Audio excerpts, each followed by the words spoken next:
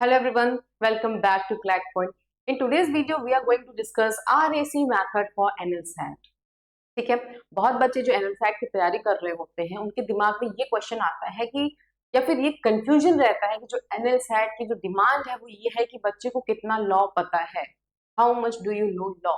But नहीं, इनका एक जो रियल क्राइटेरिया है वो ये नहीं है कि आपको लॉ कितना पता है, पर ये है कि आपको लॉ पता तो है बट आप उसको अप्लाई कैसे करते हैं।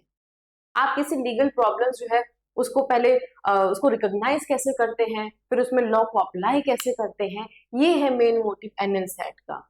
बहुत बच्चों के दिमाग में क्वेश्चन आते कि नहीं, जितना ज्यादा हम क्वेश्चन या फिर जितना ज्यादा हम लॉ जानेंगे उतना अच्छा मेरी मार्क्स रहेंगे, रैंकिंग रहेगी। बट नहीं, यहाँ पे आप गलत है। The best way to gain a good rank in NLSAT is to how you represent your answer in best way. तो आज की वीडियो में हम लोग यही डिस्कस करने वाले हैं कि आप अपने आंसर को कितने अच्छे से रिप्रेजेंट करेंगे in simple and structured manner. ठीक, so let's begin. Before starting this video, वो बच्चे जो हमारे साथ एनएलसैट 2027 की तैयारी करना चाहते हैं, they can join us in Brahmastra batch. यहाँ पे आपको वीडियो क्लासेस मिलेगा, live plus recorded, 30 plus mock test series होगा आपका। You will get a personal mentor who will assist you 24/7। Specific classes for all subject आपको अवेलेबल करवा जाएगा। 1-to-1 session with the teachers होगा एंड वीकली असेसमेंट होगा। Worth ₹17,999 पे। And trust me, this is the one of the best platform जहां पे आप हमारे साथ एनएलसैट की तैयारी कर सकते हैं।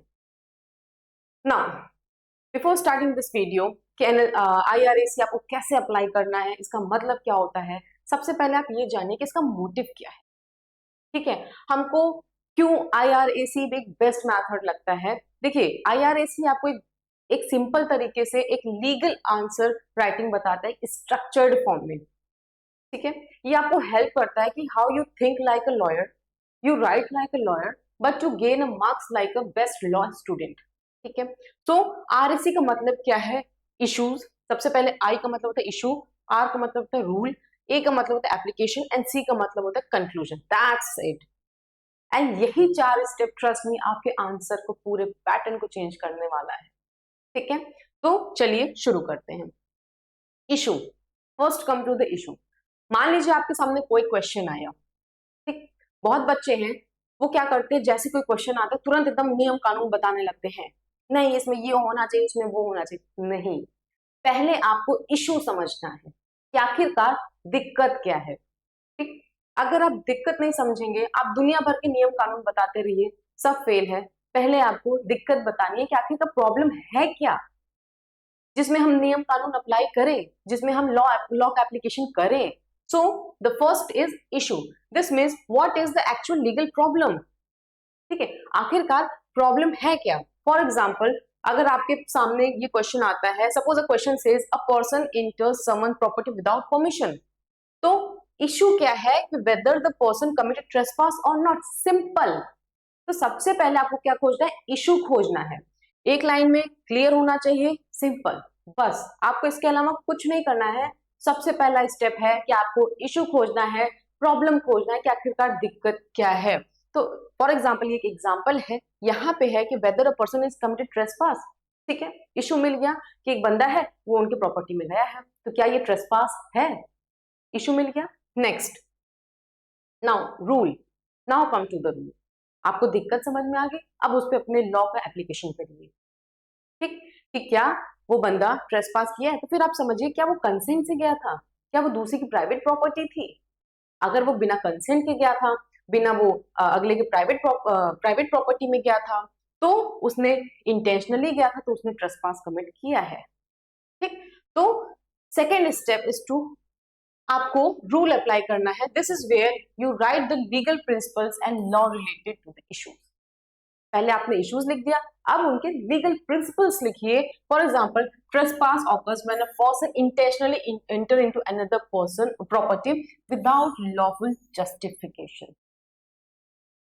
ठीक, यहाँ पे आपने थोड़ी सी लीगल एप्लीकेशन लॉ बता दिया कि ट्रेसपास होता क्या है, कि अगर एक व्यक्ति किसी दूसरे व्यक्ति के प्राइवेट प्रॉपर्टी में जाता है, बिना उनके कंसेंट के इंटेंशनली जाता है, तो यहाँ पे ट्रेसपास कहलाया जाएगा। तो क्वेश्चन ये था कि क्या ए ने ट्रेसपास किया, इशू ये था क्या ए ने ट्रेसपास किया। अब आपने लॉ रूल्स अप्लाई किया। कि नहीं ठीक है, ए का इंटेंशन भी था जाने का, ए ने कंसेंट भी नहीं लिया था, और जिस प्रॉपर्टी में वो गया वो एक प्राइवेट प्रॉपर्टी है। तो फिर क्या होगा, कंक्लूजन। कंक्लूजन क्या होगा अभी हम लोग आगे बताएंगे। ठीक, तो पहला क्या है, इशू आपको खोजना है, दूसरा आपको रूल्स अप्लाई करना है। रूल्स, अब देखिए यहाँ पे आपको बहुत ही रोबोटिक्स आंसर नहीं लिखना है, बहुत एकदम हैवी वोकैबुलरी नहीं लिखना है कि नहीं ये शब्द, बहुत सिंपल रखिए अपना आंसर, दैट्स इट। जो आपके टीचर्स हैं वो सिंप्लिसिटी पे ज्यादा जाएंगे, आपको अपना आंसर बहुत सिंपल रखना है। तो इशू आपको मिल गया कि क्या ए ने ट्रेसपास कमिट किया है।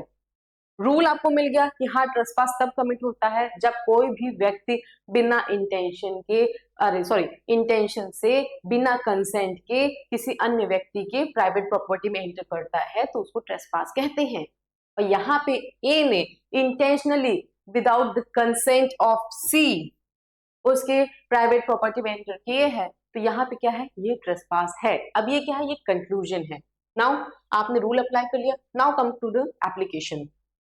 ठीक है, this is the most important part and honestly this is where topper separate themselves from average student. Application means apply the fact and the question to the legal rule. ठीक, यहाँ पे आप analyse करेंगे। For example जैसा कि हमने बताया था, आपको लॉ को और फैक्ट को मर्ज करना है, फिर कंक्लूजन पे आना है कि क्या ये अपराध है या नहीं है। ठीक, जैसे कि इशू आपने खोज लिया कि क्या जो ए है उसने सी की प्रॉपर्टी में ट्रेसपास किया है कि नहीं किया है। अप्लाई रूल, रूल बताइए आप कि ट्रेसपास क्या होता है, और फिर एप्लीकेशन कि हाँ जो ए है वो इंटेंशनली गया था, बिना कंसेंट के गया था और प्राइवेट प्रॉपर्टी में गया था सी के, तो क्या है, ट्रेसपास है। So the third step come application. For example in this case the person knowingly entered to private property without the consent, तो यहाँ पे आपने क्या कर दिया, उस लॉ को उस फैक्ट में अप्लाई कर दिया। ठीक, उस लॉ को, जो लॉ आपने, जो सेकेंड स्टेप था रूल्स को उस फैक्ट में अप्लाई कर दिया, and this step is known as application. Issue, rule, application. ठीक है, आपको सिर्फ नियम कानून नहीं पता होना चाहिए, आपको उसके अप्लाई करने का मेथड भी पता होना चाहिए कि नहीं ठीक है इसको कहाँ पे अप्लाई किया जाएगा। Now next conclusion. ठीक, फाइनल सिर्फ एक लाइन में होना चाहिए कि हाँ ट्रेसपास हुआ है, दैट्स इट। तो IRAC, एक शॉर्ट में हम लोग एक बार रिवाइज कर लेते हैं। I for issue, whether A has committed trespass. ठीक है, नियम कानून क्या बताता है कि अगर कोई व्यक्ति बिना कंसेंट के इंटेंशनली किसी के प्रॉपर्टी में एंटर करता है तो उसको ट्रेसपास कहते हैं। अब इसको अप्लाई करिए, यहाँ पे जो ए है वो कंसेंट भी नहीं लिया था, उसका इंटेंशन भी था, और वो जो गया था वो किसी की प्राइवेट प्रॉपर्टी में गया था। Therefore come to the conclusion कि A has committed a trespass. आपका जो कंक्लूजन होना चाहिए वो शॉर्ट होना चाहिए, क्लियर होना चाहिए, कॉन्फिडेंट होना चाहिए, and don't over explain too much. ठीक है, तो ये था IRAC मेथड। आपको कोई भी, आपके पास कोई भी लीगल प्रॉब्लम्स आए, सबसे पहले आपको इशू खोजना है, फिर उसके रूल्स देखने हैं, फिर उसको अप्लाई करना है कि क्या ये नियम कानून उसमें अप्लाई हो रहा है, then come to the conclusion. नाउ ये हम लोग ने देख लिया है, अभी हम लोग ने उसके बारे में डिस्कस किया है कि so let's quickly revise. Issue, what is the legal problem. Rule, किस पे कौन सा लॉ है वो अप्लाई करता है। Application, how law applies on this fact. ठीक, conclusion, final answer, and this is the, trust me, this is the one of the best structured answer, जो कि ऑर्गेनाइज्ड भी होगा, एनालिटिकल भी होगा, प्रोफेशनल भी होगा, और चीजें अगले को समझ में भी आएगी। ठीक है, now most of the students make a very common mistake, वो क्या है हम लोग डिस्कस करने वाले हैं। Mistake number 1, writing long introduction nobody asked for. बिना कहे अगर आप ज्ञान देंगे तो वो आपकी बहुत बड़ी गलती होगी। आपको जितना पूछा गया है आप उतना बताइए, सिंपल तरीके से बताइए और स्ट्रक्चर्ड तरीके से बताइए, दैट्स इट। बिना पूछे अगर आपने बहुत लंबा इंट्रोडक्शन दे दिया कि इस केस में ये कहा गया था, ये इसके एसेंशियल एलिमेंट है, फिर वहां पे आपका टाइम भी वेस्ट होगा और उसका कोई मेन मोटिव भी नहीं होगा और नंबर भी नहीं मिलेगा। So writing too long introduction that nobody asked for is your big mistake, इसको आपको नहीं करना है। Mistake number 2, memorising law but not applying on a fact. बहुत लोगों को नियम कानून तो पता होता है, ये नियम वो कहता है वो नियम, बट आपसे यहाँ पे लॉ नहीं पूछा जा रहा है, आप उस फैक्ट में उस लॉ को कैसे अप्लाई करेंगे ये पूछा जा रहा है। तो लॉ आपने बता दिया ठीक है, बट जो आंसर है आपको कैसे लिखना है कि उस लॉ को आप उस फैक्ट में कैसे अप्लाई कर रहे हैं, ये है main motive. And mistake number 3, not know structure, मतलब बहुत लोग आंसर लिखते हैं लेकिन ऊपर नीचे कोई उनका स्ट्रक्चर्ड वे नहीं होता है, इसलिए जब एग्जामिनर आपका आंसर रीड करता है तो उनका जो व्यू होता है वो थोड़ा गड़बड़ हो जाता है अगर आप स्ट्रक्चर्ड आंसर नहीं लिखते। सो बेटर है कि आप एक स्ट्रक्चर्ड आंसर लिखिए और इस मिस्टेक को अवॉइड करिए। Why RSE matters for NLSAT, ये बहुत इंपॉर्टेंट पॉइंट है कि भाई NLSAT जो टेस्ट कर रहा है वो ये नहीं टेस्ट कर रहा है कि आपको कितनी चीजें याद है, वो क्या टेस्ट कर रहा है कि आप can you think logical like a law student. ठीक है, IRAC आपके ब्रेन को ऐसे ट्रेंड करता है कि अच्छा ये दिक्कत है, हाँ मैंने ये नियम कानून पढ़ा था, अच्छा इस पे ये अप्लाई हो जाएगा, हाँ तब तो इसने अपराधी है, तब तो इसने अपराध किया है। मतलब ये आपको दिमाग को ट्रेंड करता है कि how you think like a lawyer. So this is why ये एक IRAC मैथड बहुत इंपॉर्टेंट है, and with the help of this even an average student start writing better once they master in this structure. तो I hope आपको ये video काफी अच्छी लगी होगी और ये मैथड काफी आपके लिए हेल्पफुल होगा। So please do like and subscribe our channel, आपको और ऐसे ऐसे अच्छे मैथड्स मिलते रहेंगे। Thank you so much.